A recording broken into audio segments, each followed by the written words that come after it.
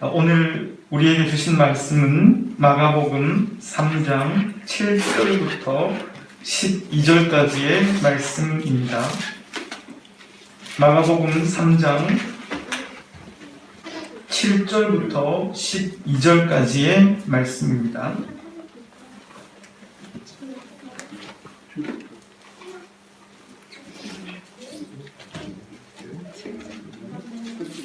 7절부터 12절까지 우리 이 말씀 또박또박 저부터 나누어서 여러분들과 교독해서 읽겠습니다.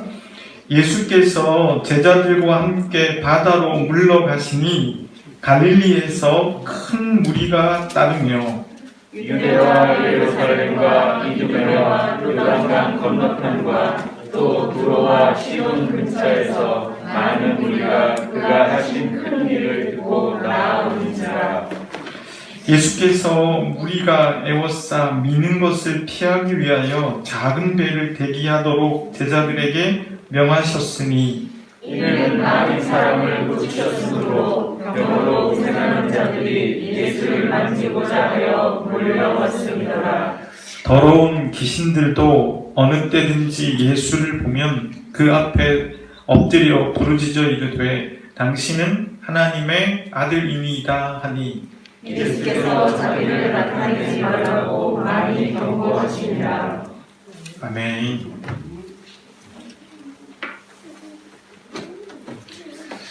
오늘부터 저희 공동체는 아동부의 모임을 본격적으로 이제 오늘부터 시작한다고 볼 수 있습니다.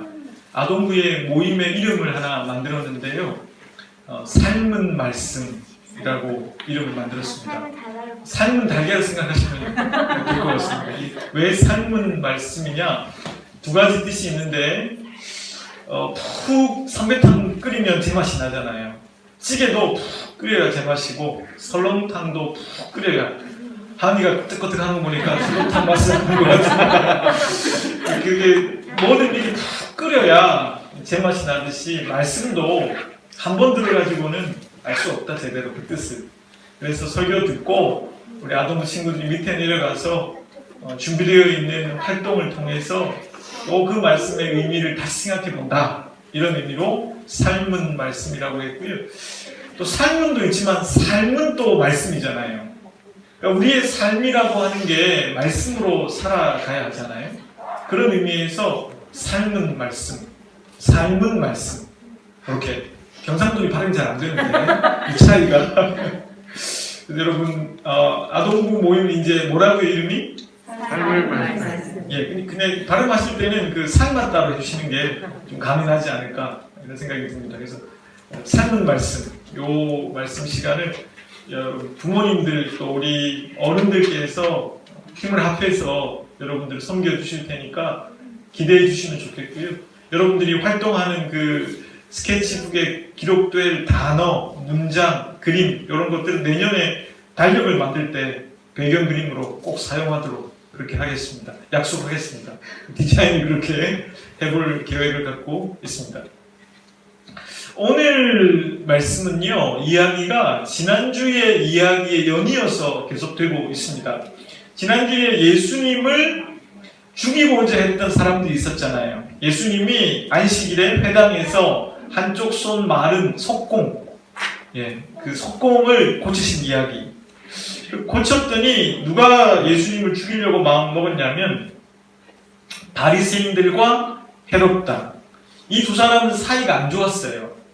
사이가 평소에는 안 좋았는데 꼭 나쁜 짓 할 때는 사람들이 사이가 좋을 때가 있어요. 이렇게 사이가 갑자기 좋아져가지고 예수님을 죽이려고 하는 일에는 마음을 모았다는 거예요. 그 다음에 이야기예요. 여러분 예수님을 죽이려고 하니까 여러분 두 사람의 사이가 안 좋았는데 사이가 좋아졌다는 건 예수님을 진짜 죽이겠다는 마음이 있는 거예요? 없는 거예요? 있는 거죠. 장난이 아니라는 거예요. 그래서 예수님은 이거를 이제 도망갔다, 피했다 이렇게 이제 볼 수 있는데 저는 그렇게 생각해요. 싸울 때랑 피할 때를 구분할 줄 아는 게 지혜로운 거 아니에요? 그러니까 논쟁을 벌일 때 누구랑 그럴 때도 필요하고요. 하지만 그쪽에서 완전히 맛이 간 상태로 사람을 대하거나 안하무인으로 사람을 대하면 어떻게 해야 돼요? 피하는 것도 지혜잖아요. 맞짱 뜨는 것만이 용감한 건 아니라고 생각해요. 그래서 예수님은 피하셨어요. 어디로 피하셨냐면 예수님 잘 가는 데 있잖아요. 기분 나쁘면. 어디 가셨어요? 갈릴리 바다 바로 나왔어요. 갈릴리 사실은 해변이 아니고 호숫가.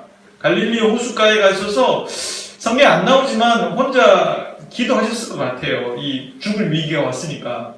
벌써 죽으면 안 되거든요. 십자가를 지지도 않았는데 죽으면 어떡해.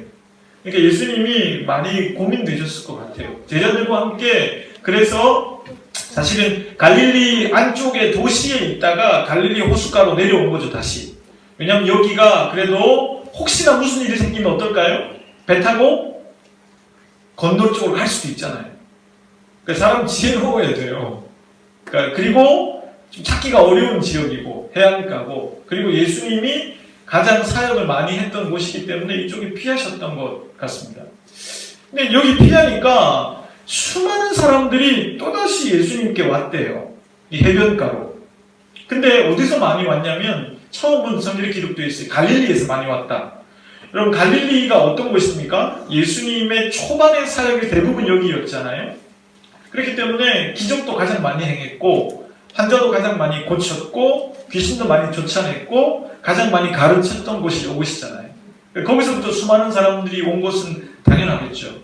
예수님께 왔다는 말이에요. 그런데 이 성경이 재밌게 기록을 하고 있어요. 다음에 누가 왔냐고 기록하냐면 여기 유대, 여기 어디입니까? 지도로 볼 때 갈릴리에서부터 남쪽이죠. 남서쪽이잖아요. 유대 지역에서 사람들이 왔다. 두 번째는 이두메, 더 밑쪽이죠. 남쪽이죠. 이두메에서 왔다. 그리고 예루살렘에서 왔다. 그러니까 지금 지도로 볼 때 갈릴리를 기준으로 봤을 때 남서쪽에 있는 사람들이 예수님께 왔다는 거예요.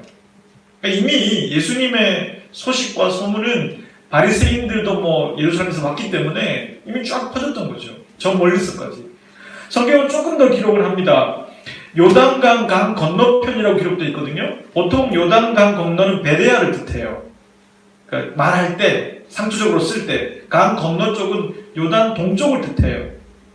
요단 동쪽, 저쪽 편에서도 왔다는 건, 동쪽에서도 예수님의 소문을 듣고 사람들이 나왔다는 얘기예요. 성경의 기록이. 그리고 더 의아한 건, 북쪽의 두로, 시돈.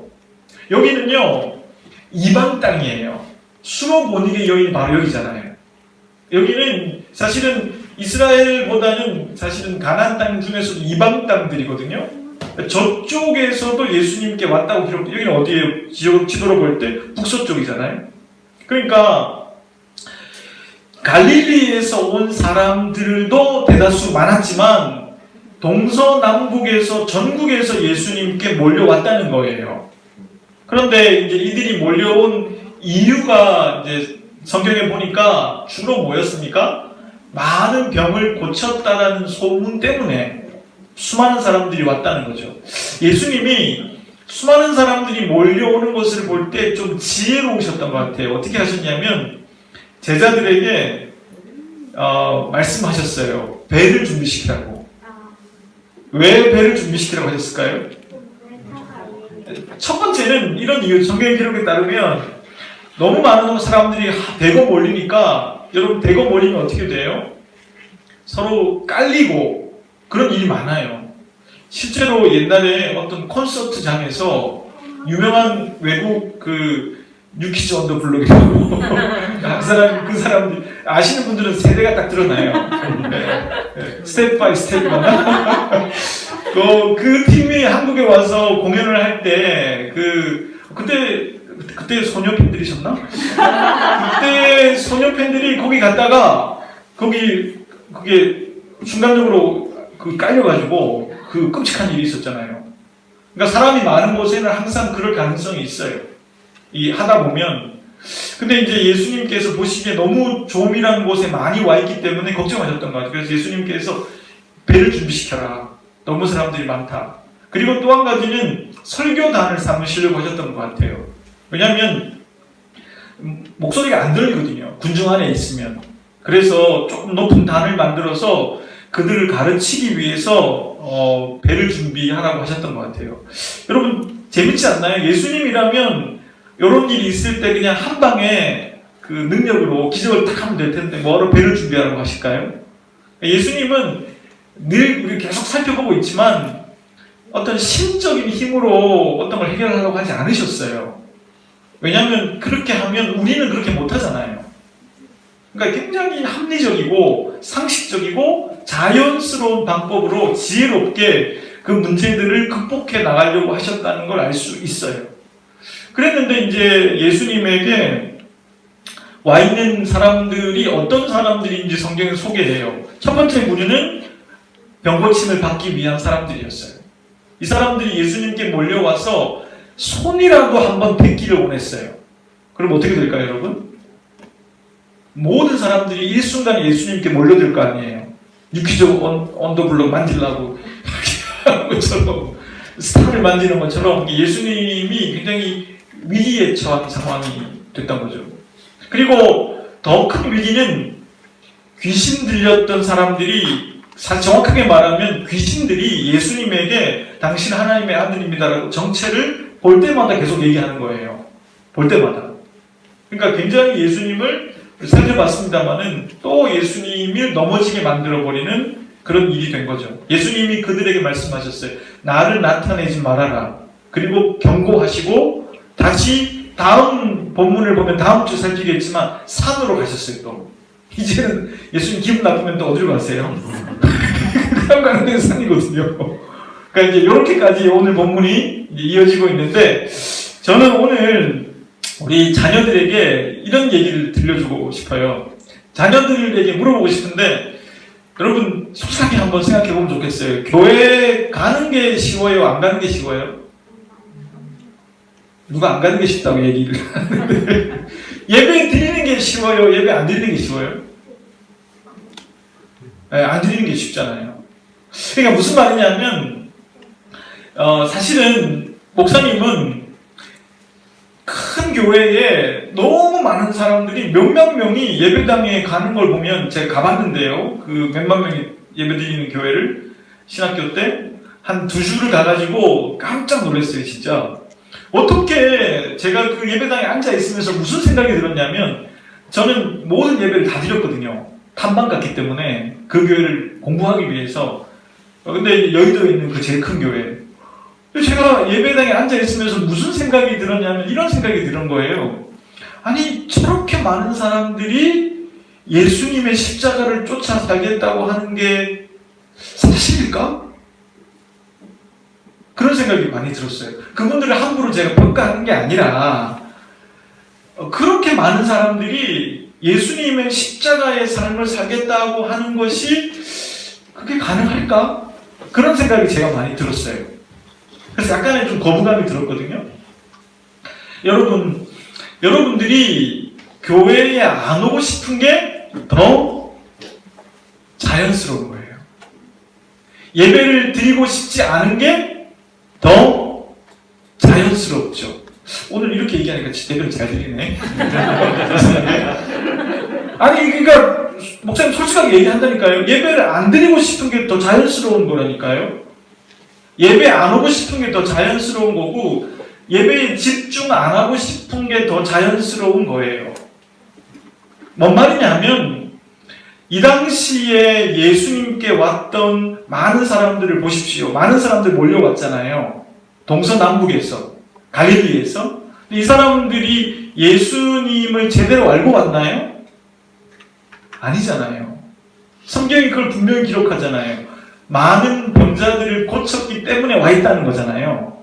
그리고 예수님이 오늘 본문에서 환자를 고쳤다는 기록이 있습니까? 없습니까? 안 고쳐주셨어요. 고쳤다는 기록을 아예 뺐어요. 마가가. 귀신을 쫓아냈다는 기록이 있습니까? 없습니다. 오히려 그 다음 절을 보면 어떻게 하셨어요? 다음 절을 보십시오. 우리 친구들 읽어볼까요? 시작. 또 산에 오르사 자기가 원하는 자들을 부르시니 나아온지라. 그러니까 예수님은 이 다음 문맥에 어떻게 하셨어요? 고쳐주기는커녕 예수님은 산으로 가셔서 따로 제자들을 부르셨어요. 몇 명? 12명. 그러니까 예수님은 많은 사람이 한꺼번에 자신을 제대로 믿고 하나님 나라의 복음을 아는 것이 불가능하다고 판단하셨다는 거예요. 여기서. 이해가 됐어요? 그러니까 한 번에 이렇게 많은 사람들이 정말 하나님의 나라를 알고 새로워지는 삶을 믿고 예수님을 따를 수 없다는 것을 아셨다는 거예요. 그래서 12명의 제자를 따로 산으로 부르셔서 그들을 함께 살고 함께 지내시면서 그들을 제대로 변화시켜야 되겠다고 생각하셨다는 거예요.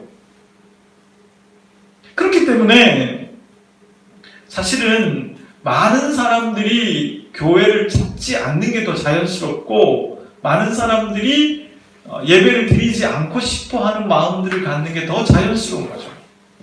왜냐하면 그게 인간의 본성이고 인간의 마음이거든요. 그런데 예수님은 그런 가운데서 작은 소수의 사람들을 부르십니다. 왜요? 하나님의 일을 작은 소수를 통하여서 하나님을 알도록 하기 위해서. 제가 실제로 한 식당에서 있었던 일을 어느 집사님에게 들었는데요. 그분이 직접 경험한 일이니까 아마 그대로 사실일 것 같습니다. 제가 그 이야기를 좀 여러분들에게 들려드리면 좋겠는데 우리 친구들이 한번 속으로 생각해 보시면 좋을 것 같아요. 이분이 뭘 잘못했는지. 어느 식당에, 유명한 식당에 아주 잘 차려입은 또 멋진 차를 타고 멋지게 차려입은 노신사가 자기 딸로 보이는 사람과 함께 밥을 먹으러 갔습니다. 한참 그 식당이 인기가 있는 식당이어서 많은 사람들이 모였다 그래요. 저도 거기 가봤는데 그 식당에.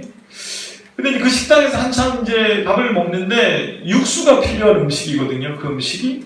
근데 이 주인의 아들이 서빙을 하다가 그만 육수를 그 노신사 할아버지죠. 할아버지의 바지에 부어버린 거예요. 실수죠, 그렇죠? 근데 이 아들이 너무나 죄송하고 미안하고 어떻게 할지를 몰라서 행주로 닦아드리고 물티슈 드리고 수건 가져오고 뭐 옆에서 가지 못하는 거예요. 근데 이제 이 할아버지의 표정이 풀어지지가 않는 거예요. 도무지 막 이렇게 고함치시고. 그래서 그걸 보고 있던 어머니가 사장님이죠. 얼른 오셔가지고 연신 고개를 숙이면서 이렇게 얘기했다는 거예요. 아, 정말 죄송하다고 우리 아들이 서툴러서 그렇다고 하지. 그렇게 얘기하면서 세탁비를 드리겠다고, 그리고 오늘 점심값도 안 받겠다고, 서비스로 뭘 더 드리겠다고 이렇게 얘기했다고 해요. 저 같으면 그쯤 되면 아이고 그렇게 안 하셔도 되는데 뭐 그러고 말 것 같은데 이분이 이제 기분이 굉장히 나빴나 봐요. 이분이 탁 일어나더니 자기 딸하고 나가면서 이렇게 얘기했다는 거예요. 따님한테 아주 크게 모든 사람들에게 들릴 정도로. 그러게 내가 이런 싼 식당에서 밥 먹지 말자 그랬지. 여러분 이 이야기를 들을 때 어떤 마음이 드세요? 모든 사람이 그걸 다 들은 거예요. 그걸 듣는 순간 미안해하던 그 어머니와 그 아들의 모습은 미안하기는커녕 이제는 분노에 치미는 거죠. 그리고 거기에 앉아있던 수많은 손님들은 어떻게 돼버려요? 이런 싼 식당에서 밥이나 먹는 성공하지 못한, 자기들보다 훨씬 못한 사람들로 만들어버린 거잖아요. 자, 여러분 이거를 들으시면 어떤 생각이 드세요? 이분 안에 하나님이 있어요, 없어요? 없어요. 이건 없는 거예요. 이게 하나님이 없는 사람의 모습이에요. 그런데 문제는 뭐예요? 그 사람에게 하나님이 있는 거 없는 건 그 사람 자유지만 그 사람이 어느 순간에 그 사람 마음속에 뭐가 있는지가 나와야 안 나와요? 이렇게 나와요. 그리고 그게 나와서 다른 사람들 마음을 찌르고 아프게 하고 그 자리에 앉아있는 모든 사람들을 괴롭히고, 여러분, 하나님이 있는 사람과 하나님이 없는 사람, 이 차이를 극명하게 보여주는 것이에요. 그럼 여러분, 왜 우리가 이렇게 함께 모여서 예배하고 또 삶은 말씀 시간을 갖느냐? 많은 사람들이 그렇게 하지 않는데, 그건요, 우리 친구들 마음속에 하나님이 계셔야만 여러분들이 제대로 살 수 있기 때문이에요. 여러분, 이런 말이 있어요. 톨스토이의 글 중에 사람은 무엇으로 사는가라는 책이 있죠. 거기 보면 이런 문장이 있어요. 우리 친구들 한번 따라해 볼래요? 부모님이 없어도 살 수는 있지만 하나님이 없으면 살 수 없다. 여러분, 아주 파격적인 말이지만 이 말의 뜻이 그런 거죠. 부모님이 혹시 안 계셔도 하나님이 계시면 마음에 하나님이 있는 사람들을 통하여서 내가 살아갈 수 있는 거예요. 그러니까 중요한 건 하나님이 그 마음에 있는 사람들이냐 아니냐 하는 거죠. 그렇기 때문에 우리 친구들이 예배하는 것이고요. 그렇기 때문에 우리 친구들이 여기서 이렇게 말씀을 배우는 것이죠. 우리 함께 기도하겠습니다. 우리 친구들. 하나님, 사랑하는 자녀들이 하나님을 왜 예배해야 하는지, 그리고 예배 드릴 수 있는 게 얼마나 소중한 선물인지 알아갈 수 있도록 해주세요. 무엇보다 예배와 삶은 말씀 시간을 통해서 하나님께서 얼마나 자신들을 소중하게 대하시고 사랑하시는지 느낄 수 있게 도와주세요. 예수님의 이름으로 기도드립니다. 아멘. 예, 오늘은 우리 민주 선생님과 함께 우리 아동부 친구들 밑으로 내려가도록 하겠습니다.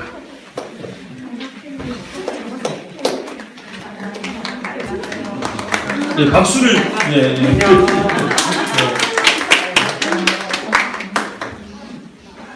자, 이제 말씀을 좀 이어갈 텐데요. 오늘 말씀을 우리가 잘 이해하려면 이 말씀에서 전문맥과 후문맥을 매우 정확하게 알아야 돼요. 전문맥은 뭔가요? 바리새인과 헤롯 당이 예수님을 죽이려고 하는 거잖아요. 자, 그런데 바리새인들은 알겠어요. 헤롯 당은 누구예요 도대체?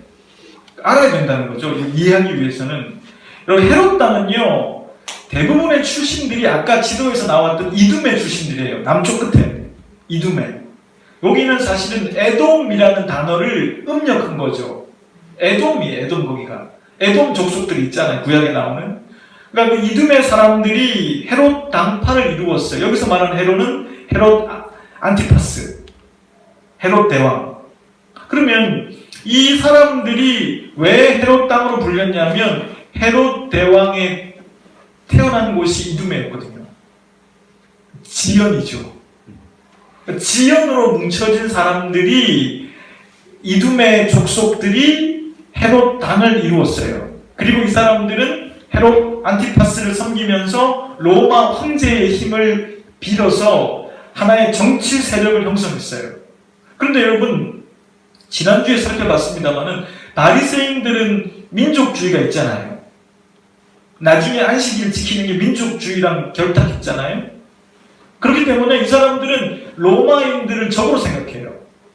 완전히 외인이죠. 복음에서 볼 때, 자기들 입장에서. 근데 그러면 헤롯 당과 바리새파가 사이가 좋겠어요? 나쁘겠어요? 굉장히 나쁘죠. 왜냐하면 민족주의와 로마에 붙은 사람들이기 때문에. 근데 이런 그들이 예수님의 그 죽임을 당한 문제에 있어서는 함께 결탁했던 거죠. 왜 그럴까요? 당시에 예수님을 죽이려고 할 때 정치적인 판단과 결정은 누구의 몫이에요? 로마 황제의 권한이거든요. 그러면 바리새인들이 죽이고 싶어도 죽일 수 있습니까? 없습니까? 없는 거죠. 그래서 본디도 빌라도에게 가잖아요.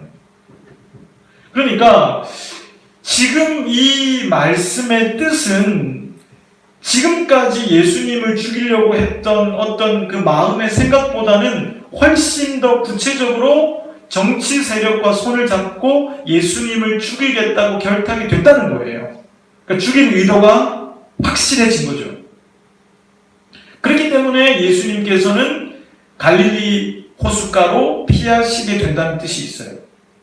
후문맥은 뭐였어요? 아까 아이들 말씀 전할 때 살펴봤지만 후문맥은 산에 따로 가셔서 12명의 제자, 자기가 원하는 자들을 제자로 부르셨어요. 여러분, 많은 신학자들이 이 행간을 읽어냈어요. 그래서 예수님이 왜 12제자를 부르셨을까? 이때 어떤 결론에 도달하게 됐냐면 예수님은 갈릴리 호숫가에 모여있는 수많은 인파를 보고 모든 사람에게 하나님 나라의 복음을 전하는 게 불가능하다는 생각을 하셨다는 거예요. 마치 하나님께서 구약을 통해 우리가 배우고 있는데요. 온 인류를 한꺼번에 구원할 수 없다는 걸 아셨기 때문에 어떻게 하셨어요? 아브라함을 부르셨잖아요. 그래서 이스라엘을 하나님이 어떻게 사랑하시는지, 어떻게 당신의 약속대로 그들을 이끌어 가시는지를 보여주심을 통해서 어떻게 됐습니까? 온 인류가 하나님을 알도록 하신 거잖아요. 그리고 마찬가지 예수 그리스도도 온 이스라엘 백성들을 하나님 나라로 이끄는 것이 얼마나 어렵다는 것을 이때 아시고는 12명의 제자를 따로 양육하시기로 결정하셨다는 거예요. 정확하게 말씀드리면 본문의 순서에 따라서는 베드로, 안드레, 야고보, 요한, 마태는 이미 불렀잖아요. 이때 7명을 더 부르신 거죠. 자기가 원하는 자들로. 그러니까 어떤 추론이 가능하냐면 예수님은요, 원래 12명의 제자를 따로 불러서 그들만을 양육하는 것을 선택하지 않았을 거예요, 처음에는. 의도하지 않았다는 거죠. 왜냐하면 예수님의 행보가 그렇지 않았잖아요. 대중 설교도 많이 하시고, 회당에서 가르치시고, 환자들도 고치시고.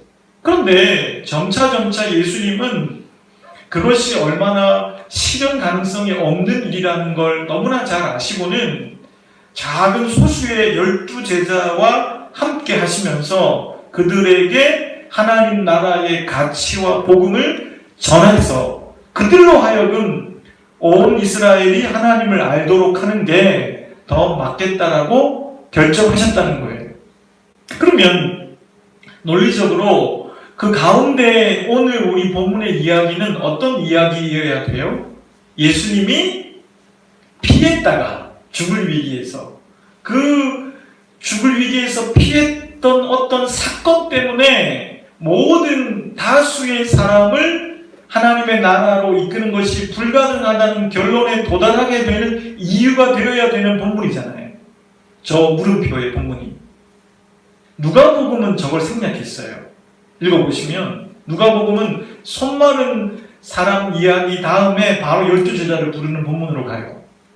이게 의도가 있는 건데 마가는 그거를 생각하지 않았고 이걸 적음으로 우리들에게 값진 교훈을 던져주고 있는 것입니다. 그럼 여러분 자연스럽게 이 물음표는 뭐겠어요? 왜 소수를 선택하셨을까? 그거에 대한 이유와 근거가 되는 구절이 되어야 딱 맞아떨어지는 것이죠. 그럼 여러분 예수님께서 저는 문맥상 굉장히 유혹을 받으셨을 거라고 생각이 들어요. 여러분 이렇지 않습니까? 지금 예수님은요 죽이려고 하는 사람들이 있잖아요. 자기를 바리새인들과 헤롯 당은 예수님을 경쟁 관계로 보고 있단 말이에요. 종교적인 입장에서, 정치적인 입장에서, 왕이니까. 그렇기 때문에 이 사람들은 지금 예수님을 경쟁 관계이기 때문에 제거하려고 하고 있는 거예요. 그런데 예수님에게 지금 이 상황에서 피했던 자리에서 수많은 다수의 사람들이 몰려왔다는 건 유혹이 됐을 거예요. 그렇지 않습니까? 하나의 세력이 된 거잖아요. 당파가 생긴 거잖아요. 예수당. 그리고 예수님은 유명해지기까지 했어요. 이제는 전국구의 스타가 됐습니다. 새로운 그 베스트셀러가 된 거예요. 그러면 예수님에게 이게 유혹이 되지 않겠어요? 다수도 힘이고요. 유명한 것도 힘이거든요, 여러분. 이 당시나 지금이나 다를 게 없어요. 세 번째는 귀신들이 예수님에게 고백하잖아요. 하나님의 아들이라고. 이거는 거짓된 고백이죠. 고백을 하긴 했지만 그건 내용은 맞지만 예수님을 먼저 싹둑 자르기 위한 그런 계략이잖아요. 자, 그런데 요 세 가지가 예수님에게 엄청난 유혹이 되지 않았을까요? 우리들 같으면 이러지 않겠습니까? 자신을 죽이려고 하는 사람들이 있는데 피했던 곳에 수많은 세력이 오고 유명세가 올라가고 거짓이지만 고백을 해야 되는 사람들을 보면서 무슨 생각을 할까요? 우리 같으면 이렇게 편 나누기 쉬울 거예요. 바리새인들을 향하여서 속으로 생각하길, 봤지? 이 정도라니까 내가? 가보지 마. 게임 끝났어. 여러분, 이런 마음 우리 가질 때가 없나요? 그런 마음을 갖기가 쉽지 않겠어요? 그리고 나를 따르는 사람들하고 바리새인들과 헤롯 땅을 험담하면서 자신의 마음을 위로하고 그들의 힘을 입어서 승리했다고 생각하는 마음을 갖기가 쉽지 않겠어요? 그런데 예수님은 그런 마음 가운데 경쟁 관계로 가시지 않았다는 거예요.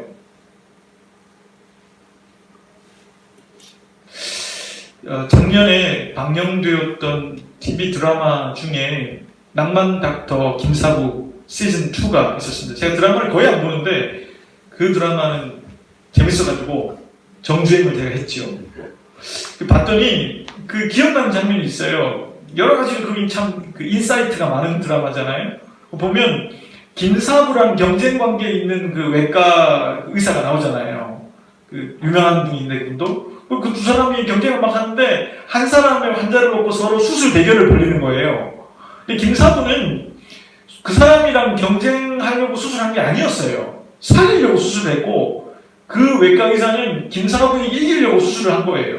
근데 이제 이기려고 수술을 하다 보니까 안 돼. 실력도 안 나오는 거예요. 조바심이 막 나오고 막 실수도 되고 너무 또 떨리고 그러니까 본인이 정상 컨디션이 아니었어요. 김사부가 그 외과 의사에게 말합니다.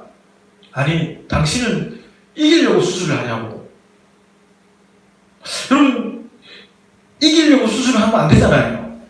수술이라는 건. 그러니까 예수님이 바리새인들이나 헤롯 땅에게 이기려고 지금 사람들을 모으고 있는 게 아니잖아요. 예수님의 목적은 그게 아닙니다. 예수님의 목적은 어떻게든 하나님 나라의 바른 복음이 사람들에게 바로 전해져서 그들이 근본적으로 삶을 바꿀 수 있을까에 관심이 있는 거지. 사람들 모으고 유명세에 관심이 아니잖아요. 예수님은 이런 가운데서 안 되겠구나. 다수를 바꾼다는 것이 나에게도 유혹이고 힘든 일이구나 생각하셔서 12제자를 산으로 따로 부르셨다는 거예요. 여러분, 좀 더 구체적으로 이 세 가지를 살펴볼 텐데, 첫 번째는 다수인데요. 속된 말로 쪽수죠. 여러분 마음속에 이런 건 없으세요? 많은 사람이 모이는 교회가 좋은 교회다. 이런 마음 있어요, 없어요? 있거든요. 우리 안에 없는 것 같지만. 많은 사람이 모여있는 예배가 좋은 예배다? 근거 없는 얘기지만 그런 마음이 우리 안에 자리 잡고 있어요. 그렇다고 적게 모이는 예배가 좋은 예배고 적게 모이는 교회가 좋은 교회다? 그것도 말이 안 돼요. 근데 우리는 적은 교회를 좋은 교회거나 좋은 예배라고 생각하기보단 훨씬 더 균형이 안 맞게 많은 사람들이 모이는 예배가 좋은 예배라고 생각해요. 근거 없는 얘기죠. 중요한 건 거기에 모여있는 사람들이 어떤 내실을 갖고 각자가 하나님 나라의 가치를 얼마나 인정하고 믿고 자기의 삶을 변화시키고 있느냐가 중요한 거지. 사람이 많이 모였다고 좋은 교회고 좋은 예배인가요? 절대로 그렇지 않습니다.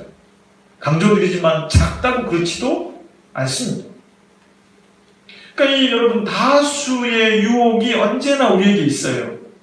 실제로 EBS에서 실험을 했어요. 제가 그 실험을 봤는데 재밌는 실험은 심리 실험을 하더라고요. 어떤 한 사람이 이제 실험자가 횡단보도에서 갑자기 하늘에 뭐 UFO가 뜬 것처럼 하늘을 막 쳐다보고 가리키는 거예요. 그랬더니 수많은 사람들이 하늘을 쳐다보는 거예요. 이 사람 가버렸어요. 어떻게 된지 아세요? 그 엄청난 사람들이 하늘을 보고 있는데 아무도 없는데 우리는 그걸 통해 무엇을 배울 수 있어요? 사람들이 실제로 다른 사람의 행동과 태도를 굉장히 모방한다는 걸 알 수 있죠. 뿐만 아니라 다수가 됐을 때는 그게 힘이 더 강해지는 것이죠. 근데 그 실험까지는 이해할 수 있었어요. 두 번째 실험은 양심에 대한 부분이었어요. 횡단보도를 놓고 사람이 별로 없는 횡단보도에서 실험자가 빨간불인데 건너갔어요. 그랬더니 뒤에 사람도 건너더라고요. 2명이 건너니까 3명이 건너고 4명이 건너니까 다들 몸을 타면서 건너더니 다음부터는 너무 끌지 않고 건너. 이건 더 심각한 걸 말해주죠. 단순히 모방하고 다수의 힘을 아는 걸 넘어서서 나중에는 많은 사람들이 그렇게 하면 양심의 꺼리낌도 덜해지는 거예요. 그걸 밝혀내는 실험이 되어졌어요. 그러니까 여러분 다수가 옳은 건 아니에요. 언제나. 그렇다고 다수가 언제나 틀린 것도 아니에요. 하지만 지금 예수님은 다수가 모였다고 해서 그것이 자신이 하나님 나라 복음을 전하는 일을 잘하고 있다는 척도로 가늠하지 않았다는 게 중요한 거죠. 착각하면 안 된다는 거죠. 두 번째, 유명세인데요. 여러분, 이 유명세라고 하는 거는 참 이게 유혹이 되고 하나님의 가치를 떨어뜨리는 기준이 돼요. 여러분, 우리는 유명한 걸 굉장히 좋아하고 유명한 거를 높이 평가하잖아요. 그리고 마치 유명한 것이 어떤 사람이 참된 사람이 되어가는 가치의 척도로 매길 때가 있어요. 성공한 사람의. 과연 그럴까요? 여러분, 유명해지면 어떤 일이 벌어지냐면 이렇게 돼요. 다른 사람이 나를 칭찬해 주느냐, 다른 사람이 나를 어떻게 보느냐, 다른 사람이 나를 좋아해 주느냐, 인정해 주느냐로 자기를 자꾸 보게 돼요. 그럼 어떤 일이 벌어질까요? 계속 칭찬을 받고 싶어져요. 계속 인정을 받고 싶어져요. 계속 따뜻한 눈빛을 받고 싶어져요. 그러니까 어떤 사람들이 자기를 유명한 사람으로 계속 봐주지 않으면 안 되는 거예요. 여러분, 이렇게 되면 어떤 일이 벌어지는지 아세요? 심각한 문제에 이르게 되는데, 특히 종교인들이 이렇게 되어버리면 하나님을 섬기는 목회자이고 신부이면서도 그런 유명세에 다른 사람의 인정과 칭찬에 의해서 자기 존재를 확인하기 시작하면 아무 조건과 아무 이유 없이 그 사람을 목사로 부르고 신부로 부른 하나님의 부름은 사라지는 거예요. 한 인간도 마찬가지죠. 자꾸 칭찬이나 좋아한다는 얘기나 인정에 목이 말라버리면 어떻게 될까요? 하나님이 아무 조건 없이 우리를 받아들여 주는 것이 옅어져요. 그거가 아니라 유명세에 따라서 움직이게 되는 사람이 되는 거죠. 여러분, 이건 참 유혹이면서 안타까운 문제예요. 그런데 많은 사람들이 유명세를 제대로 내가 참된 인간이 되어가고 있느냐의 척도로 가늠하고 있는 게 문제라는 것이죠. 예수님도 이것을 보고 자신이 잘 사역하고 있다고 척도로 삼을 수도 있었을 거예요. 근데 그러지 않으셨어요. 제가 제법 유명한 사람들을 많이 만나봤거든요. 유명한 분들 TV에 나오고 책 쓰고 강연 다니고 이런 사람들 만날 기회가 많이 있었습니다. 근데 제가 많이 만나보고 제 편견인지는 모르겠으나 제가 내린 결론은 유명한 사람 곁에 이제 가까이 가지 않으려고요. 그게 제가 내린 결론이었어요. 그냥 멀리서 봐야 좋더라고요. 가까이 가봐야 실망이 더 많았어요. 그러니까 그 말은 유명세가 갖고 있는 유혹이 엄청나게 크다는 거죠. 그 사람에게. 저희 유튜브에 이제 그 고정되고 맞춤 URL을 사용하기 위해서 100명을 우리가 이제 필요로 했었어요. 구독자가. 제가 100명을 우리 이제 제가 전에 섬기던 교회에 저를 위해서 기도해주는 30분이 계시거든요. 30분의 선생님들이 톡방을 이루어가지고 제가 목회 안 할까봐 걱정하시는지 아직도 기도해주시는 분들이 계신데 거기에 이제 방에 올려서 제가 올린 건 아니고 정부 선생님에 부탁을 드렸더니 이제 많이 해주셨어요. 근데 100명이 달성됐잖아요. 제가 이제 100명이 달성됐다고 우리 공동체의 한 청년에게 그 소식을 알리면서 URL을 보냈더니 그 청년이 저에게 이런 문자를 보냈습니다. 우와, 축하드려요. 100만은 아니지만 점점점. 제가 답을 이렇게 보냈습니다. 100만 되면 저 타락해요. 하하하. 그랬더니 이분이 이렇게 답을 보냈습니다. 100만 되면 영향력이 더 커지는 거죠? 키키키. 제가 답을 이렇게 보냈습니다. 유명세를 이길 목사는 거의 없어요. 하하. 답이 없더라고요. 그 뒤에. 여러분, 유명해지는 거를 이길 사람은 아무도 없어요. 저는 그렇게 생각해요. 고난을 이길 수 있어요. 고난이니까. 근데 유명해지는 거는 못 이겨요.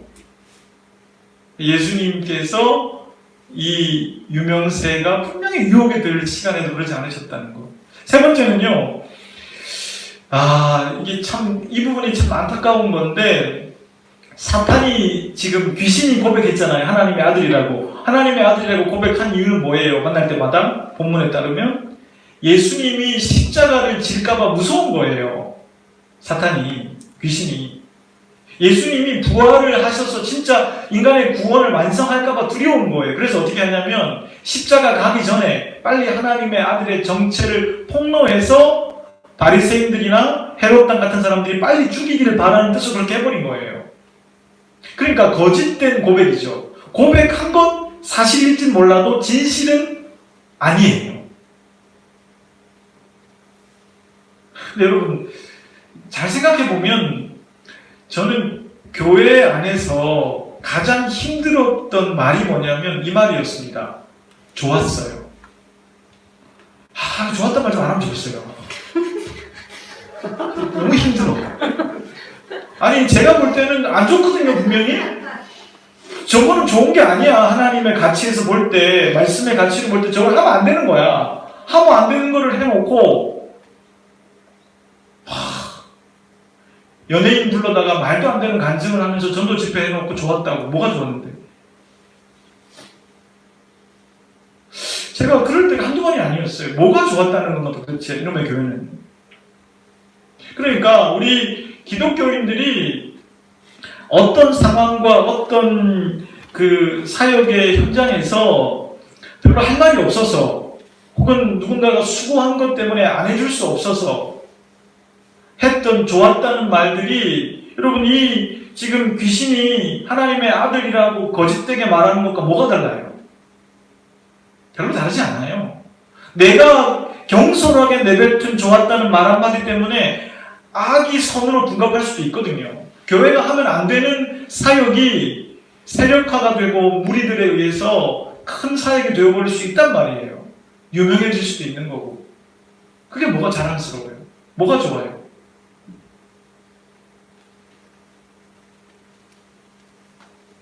어떤 목사님은 설교를 끝내고 교인들이 나갈 때 악수를 할 때 자기에게 목사님 오늘 은혜 받았습니다 이러지 않고 목사님 수고했습니다 그럼 화가 난대. 제가 너무 궁금해가지고 왜 화가 나고 그랬더니 그 말은 설교가 안 좋았다는 얘기 아니냐고, 은혜가 안 됐으니까 할 말이 없으니까 수고했다 그러는 거 아니냐고. 제가 속으로 참 저분은 편견이 많은 사람이구나. 뭘 저렇게 생각하나.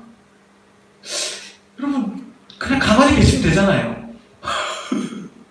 아니, 굳이 뭐 말을 해야 돼요, 내 입으로?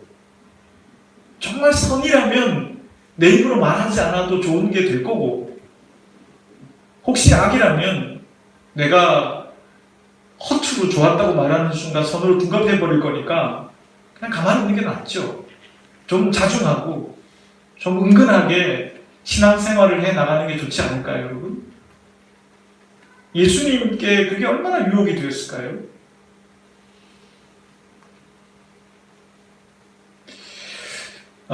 저는 교회를 이렇게 오늘 말씀을 통해서 정의를 좀 내리고 싶은데, 교회는 함께 살아가면서 선한 영향력을 주고받는 공동체예요. 예수님께서 왜 12제자를 부르셨겠어요? 따로. 그러니까 대중 연설을 해가지고는, 대중 앞에서 어떤 병고침을 해가지고는 선의 확장보다는 선의 반대 개념이 확장될 가능성이 내포되어 있다는 걸 예수님이 너무 잘 아셨던 거예요. 오해의 소지가 너무 많거든요. 그래서 예수님은 오해의 소지가 없을 12명의 제자를 함께 살아가면서 양육하기로 결정하셨던 것이죠. 여러분, 목회는요, 개인적으로 저는 함께 사는 것 같아요. 유튜브에 나오는 어떤 유명한 설교자의 강연이나 설교 들으면 은혜가 되죠. 근데 그건 잠깐이에요. 그분의 삶을 모르기 때문에 말은 할 수 있어요. 못 들어지게. 근데 그 사람의 삶이 정말 그러하냐는 알 수 없는 거죠. 그래서 목회가 어려운 건 성도들과 함께 살아가는 거잖아요. 긴 시간을. 동고동락하면서 때로는 넘어지기도 하지만 서로 일으켜 세워주고 서로 변해가는 걸 보는 게 목회 아니겠습니까? 그게 예수님의 방법이에요. 여러분, 그러면 그렇게 양육받았던 12제자가 어떻게 됐을까요? 나중에 예수님의 뜻을 이루었을까요? 안 이루었을까요? 이루어드렸잖아요. 부활하신 주님을 만난 뒤에 이들은 3년간의 훈련이 무슨 의미인지를 알았어요. 자기 인생을 던졌죠. 베드로도 그랬고 도마도 그랬고, 결국엔 자기의 인생을 던져서 그 사람을 근본적으로 새롭게 하는 하나님 나라 복음을 위해 살았잖아요. 그래서 그 복음이 서쪽으로 옮겨져서 우리나라까지 들어오게 됐어요. 지금 우리나라에서 우리 공동체에게 주님이 하시는 말씀은 저는 이거라고 생각해요.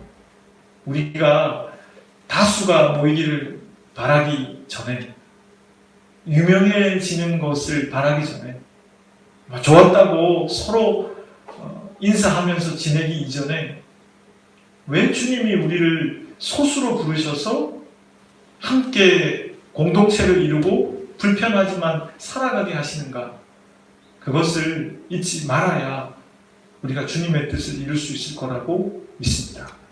같이 기도하겠습니다.